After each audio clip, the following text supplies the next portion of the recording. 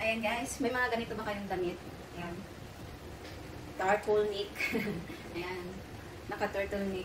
Ayan. May pwede ba tayong gawin dyan? Siyempre dito sa atin, di ba sa Pinas napakainit.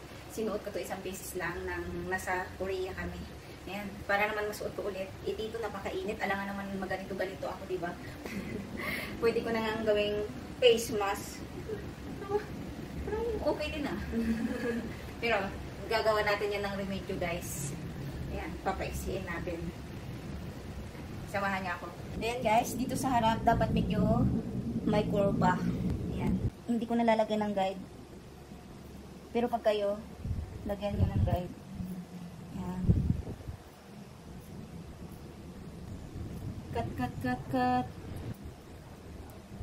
Tapos dito sa likod, dapat mas mataas yung gupit. Ayan, ganyan lang. Tapos guys, ano lang tayo dito. Dito, kukuha lang tayo ng 2 inch lang siya. Ayan. Ayan, tapos na.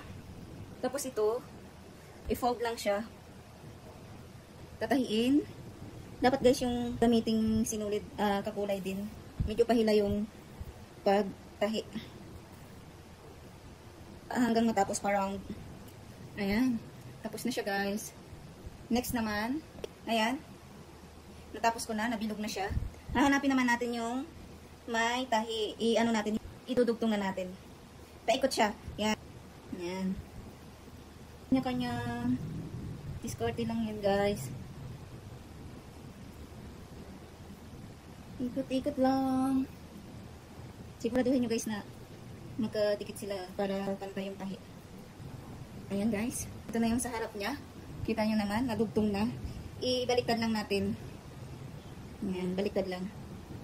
Tapos, dapat natin talaga kasi hindi umakma.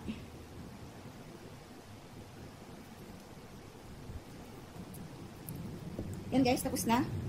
Yan yung kinalabasan guys. Tingnan nyo, ito yung sobra. Susukatin ko para makita nyo yung result before and after. O, diba guys? Mababa na siya. At saka hindi siya halata guys ha. Ayan o. Hindi halata yung pagkatahi niya. Diba? Para-paraan lang.